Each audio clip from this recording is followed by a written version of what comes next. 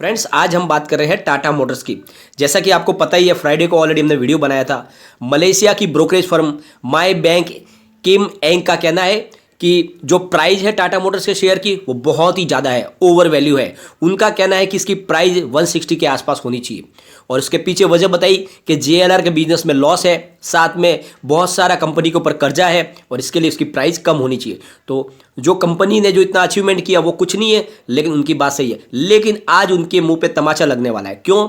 क्योंकि टाटा मोटर्स ने अपने जनवरी के सेल के आंकड़े रिलीज किए और उनके आंकड़े होश उड़ा देंगे। बहुत ही ज़बरदस्त आंकड़े निकल कर आए जनवरी के। तो ये नए साल में जो आंकड़े निकल कर आए वो उनके ऊपर, मुंह के ऊपर तमाचा है और आपको जोश से भर देंगे। तो क्या है वो सारी डिटेल वो जानेंगे हम। लेकिन फ्रेंड्स, सबसे बड़ी बात, टाटा मोटर्स में जो गिरावट हुई उसके बाद क्या और बड़ी गिरावट होने वाली है या फिर यहाँ से खरीदारी का मौका बन रहा है? और जिसने भी निचले लेवल से खरीदारी किया, क्या उनको अभी प्रॉफिट बुक कर लेना चाहिए? वो सारी जानकारी आपको एक वीडियो के माध्यम से मिल जाएगी। लेकिन फ्रेंड, उससे पहले अगर आप पहली बार मेरे चैनल पर आए तो चैनल को सब्सक्राइब कर दीजिए। चलो फ्रेंड्स, वीडियो स्टार्ट करते हैं। मैं हूं आपका दोस्त SB दवे और मेरे चैनल ऑनलाइन कमाई में आपका बहुत बहुत स्वागत है। फ्रेंड्स, फ्राइडे के दिन टाटा मोटर के स्टॉक में गिरावट हुई थी और उसके पीछे वजह बनी थी प्रॉफिट बुकिंग और साथ में माई एंग ब्रोकरेज फर्म द्वारा दिया गया सेल का टारगेट है। उनका कहना था कि प्राइस इसकी 160 के आसपास होनी चाहिए। उससे थोड़ा सा निगेटिव माहौल बना, लेकिन वो बड़ी वजह नहीं है। सबसे बड़ी वजह थी बहुत ज़्यादा प्रॉफिट लोगों को मिल रही थी, प्राइस बहुत ही ज़्यादा बढ़ चुकी थी और इसी वजह से प्रॉफिट बुकिंग हुई। और प्रॉफिट बुकिंग करनी भी चाहिए। अगर आपको अच्छा खासा प्रॉफिट मिल रहा है तो आपको ले लेना चाहिए। फ्राइडे के दिन टाटा मोटर का स्टॉक 328 पर ओपन हुआ और हाई बनाई इसने 329 की, यानी लगातार इसमें गिरावटी बनने लगी। सीधा ये लो में चला गया 312 के, लेकिन एंड में जो क्लोजिंग दी है वो है 315.90 की, करीब 3.13% डाउन पर क्लोजिंग है। लेकिन आपको चिंता करने की जरूरत नहीं है, टाटा मोटर का स्टॉक मजबूत है और आज जो इसकी न्यूज़ निकल कर आई है वो आपको जोश से भर देंगी। टाटा मोटर्स ने अपने जनवरी के सेल के आंकड़े पेश कर दिए। नज़र देंगे हम सारी कंपनियों के ऊपर। सबसे पहले हम बात करेंगे अब टाटा मोटर्स की। टाटा मोटर्स ने 2021 जनवरी में 26,980 यूनिट का सेल किया है, जबकि इसी दौरान पिछले साल इनका जो सेल था वो था 13,893 यूनिट का, यानी पिछले साल से 94.2% की सेल बढ़ चुकी है। आप सोचो कितनी बड़ी बढ़त हो चुकी है, यानी लगभग दुगुना हो चुका है सेल। पिछले साल से टाटा मोटर्स का सेल दुगुना हो गया है जनवरी महीने में। और ये बोल रहे हैं माई एंग वाले कि इसकी प्राइस आधी होनी चाहिए। ये उनके मुंह पे बहुत बड़ा तमाचा है। जिस तरह से परफॉर्मेंस दिखाई है टाटा मोटर्स ने, उससे एक बात क्लियर हो गई है, अब टाटा मोटर्स किसी के रोके रुकने वाला नहीं है। शानदार परफॉर्मेंस है। टाटा मोटर्स के जो पॉपुलर सेल्स है, 3 पॉपुलर मेन सेल है, उसमें नेक्सॉन 8,225 यूनिट के साथ में नंबर 1 पर है और सेकेंड है एल्ट्रोज जिसने 7,378 यूनिट का सेल दिखाया है और तीसरे पे है टियागो जिसने 6,909 यूनिट का सेल बताया। और सबसे बड़ी बात, नेक्सॉन ने तो हाईएस्ट सेल का रिकॉर्ड बना दिया, यानी एक माइलस्टोन बन गया इंडिया में। और टाटा मोटर जिस तरह से सेल कर रहा है उससे आप हैरान हो जाओगे। कारोबार इसका लगातार बढ़ रहा है। अब जरा हम मारुति सुजुकी की तरफ चलेंगे।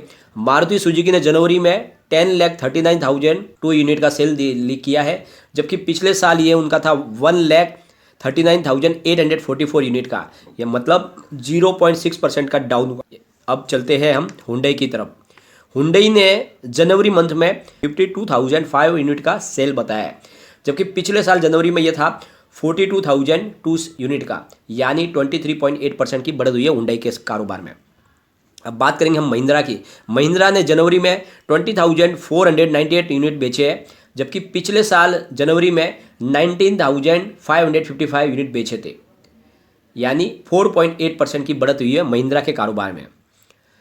और देख लो अब आप, जो बड़े बड़े जो खिलाड़ी है बाजार के, जो हुंडई, महिंद्रा, मारुति सुजुकी, उनमें सबसे आगे निकल के आया टाटा मोटर्स।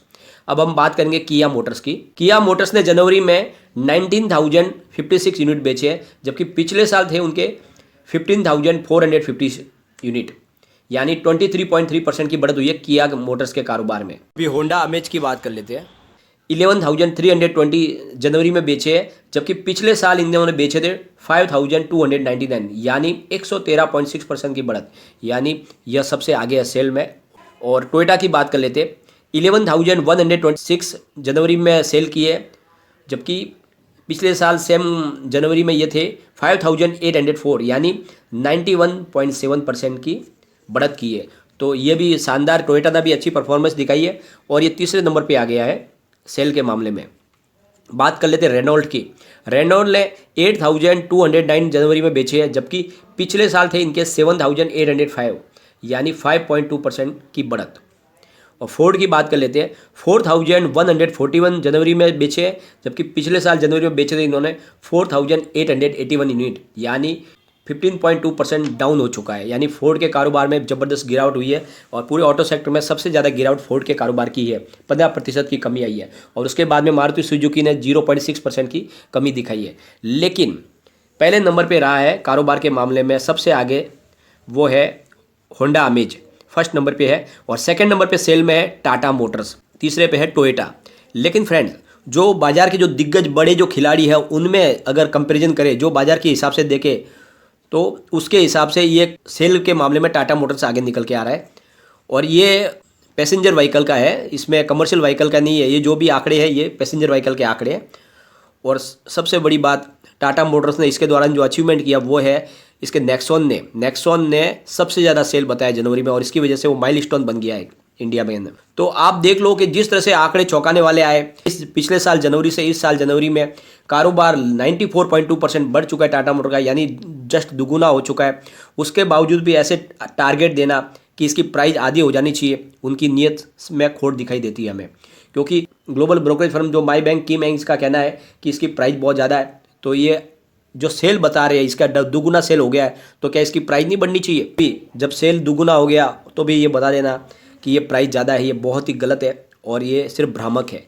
तो फ्रेंड्स, जो टाटा मोटर्स के जो सेल निकल के आए उससे एक बात साफ जाहिर हो रही है कि टाटा मोटर्स अपने कारोबार को लगातार बढ़ा रही है और आने वाले समय में और ज़्यादा धमाके करने वाली है टाटा मोटर्स। तो आपको घबराने की जरूरत नहीं है।